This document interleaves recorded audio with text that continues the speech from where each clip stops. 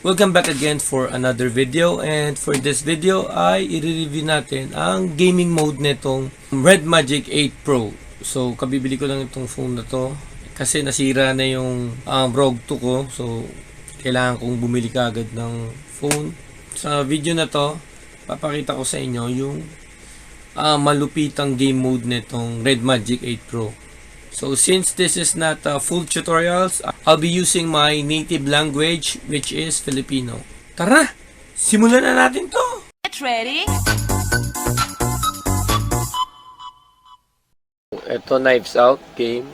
So para lumabas yung gaming app ng Red Magic 8 Pro, swipe right nyo lang to dito sa left. Swipe right lang. Tapos dito naman sa right, swipe left. Yan. Lalabas ang gaming app ng Red Magic 8 Pro. So, dito sa gaming app ng 8 Pro, isa sa pinaka the best na plug-in or gaming mode nito ay ito. Ito yung hunt mode. Yan, kita nyo hunt. Yan ang hunt mode niya. So, pag naka-enable yan, tulad yan, naka-enable. Ito siya.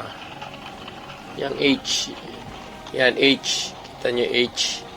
Kung naka-enable yan, pwede nyong igalaw-galaw kahit saan yan. So, pag in-enable natin yan, yan ang hunt mode. Napakalaking advantage yan. Kita nyo naman, di ba? Napakalaking advantage yan, no? Kita nyo yung mga kalaban, lalo pag malalayo. So, dito lang sa Knives Out, meron yan. Tsaka sa Game for Peace or PUBG ng China. Pero pag PUBG Global, CODM, wala siyang hunt mode. Sana sa next update ng Red Magic 8 Pro ay may hunt mode na rin sa PUBG at COD Mobile. So, click nyo lang ito ulit para bumalik sa dati. So, by the way, supported nito ang 120 FPS. So, pag yung game na nilalaro nyo ay supported ang 120 FPS, magra-run ng 120 FPS yun. Tulad nito. Sa info, kita nyo. Yan.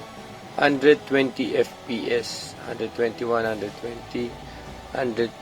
Yan, kita nyo naman, di ba? Sa PUBG, hanggang 90 FPS lang. Sa COD Mobile, na Battle Royale, 90 FPS lang din. So, sana the next update, kaya na yung 120 FPS. So, napansin ko dito, since na may hunt mode siya, ito. Napansin ko na wala dito yung isa sa mga best feature ng Red Magic 8 Pro. At ito yung Scout mode. Wala siyang Scout mode dito. So, pag may hunt mode, walang Scout mode. So, ang Scout mode, ito. Scout mode. So, Scout mode, ito yan. Nagagalaw rin yan. Hindi mo siya pwedeng malak. Hindi mo rin siya pwedeng lakihan yung icon. So, lagay nyo siya sa pinaka-komportabling position nyo na hindi siya mamimistouch. Itong plug-in na to ng Red Magic 8 Pro ay parang cheat code na to eh. Tingnan nyo. Yan, di ba? Kita nyo may kalaban. Pag in-enable ko ang Scout mode, kita nyo, diba? Cheat code. Diba? Kahit wala kang scope, automatic may scope ka na. I have no nightmares. Only a great empty darkness.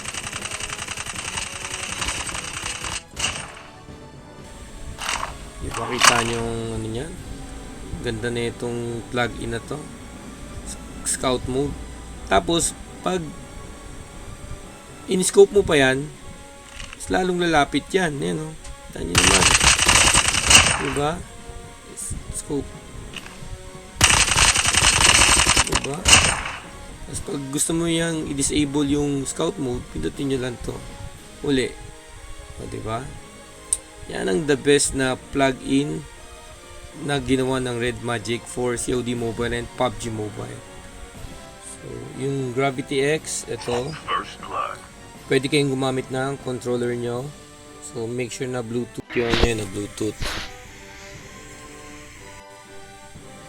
Sa macro, add tayo. So, once na nag-touch tayo dito sa screen natin, automatic na magre-record na siya. So, ang gagawin natin ngayon ay yung fast pump. Yung fast pump ay pipindutin natin ng dalawang daliri itong jump icon. Kaya malaki itong jump icon natin. Airdrop incoming. Tapos, click mo yung end. Save. Tapos, enable mo lang. Tapos, kung makita nyo, ito yung logo niya. Logo ng fast pump natin. Pwede nyo baguhin yan. So, pag click natin itong logo natin, ito. So, anytime pwede mong magalaw yan. Press and hold mo lang yan. Press and hold mo lang yan, magagalaw mo yan. So, pag press na natin to, diba? I-infinite pump na siya.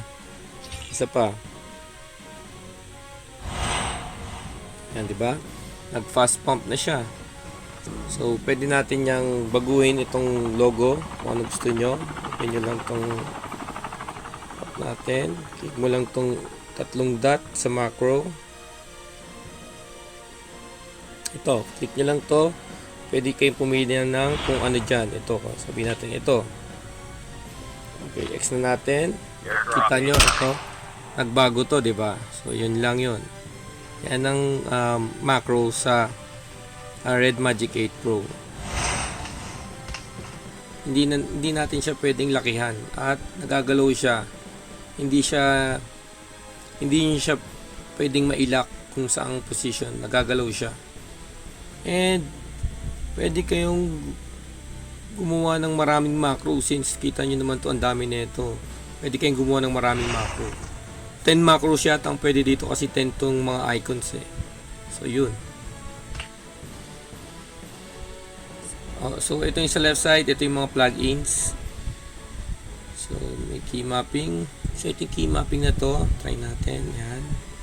Ito yung button na ipipress mo. Tapos, ito yung kung saan mo ilagay ko jump. Save natin to. Pag press natin A, magpipress yung jump. Yan. Yun lang naman siya. Ganun lang siya kasimple. Sound equalizer. Yan. Pwede nyo lakasan. Pwede nyo lakasan yung bass. Sa inyo na yan. 4D vibrate. Pag may bumabarel or may magba-vibrate yung phone nyo. Pero hindi magba-vibrate every time na pinutin nyo yung left and right trigger. Hindi siya magba-vibrate. Unless na lang bumaril kayo. Ayan o. Mararamdaman nyo yung vibration pag bumaril kayo. Crosshair. Ito yung mga crosshair nya. Quick and hide, pwede nyong disable yung crosshair, pwede nyong i-enable kaagad.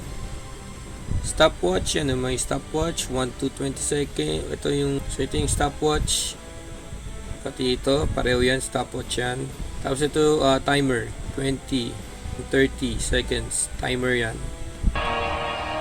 Itong auxiliary line, ito yung mga range of attacks. So itong mga plugin na to, dito nyo lang magagamit sa MOBA. Click nyo lang itong tatlong dot sa kanan ng auxiliary line.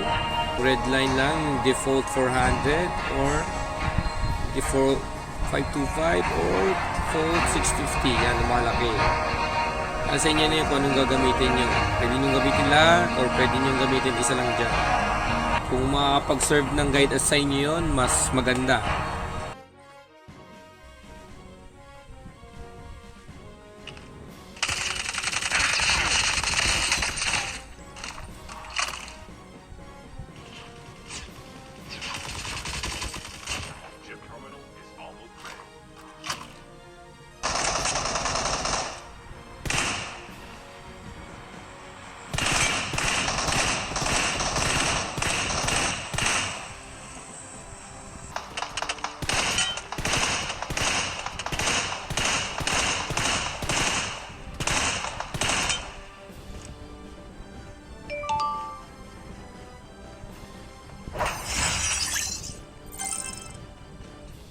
Ready?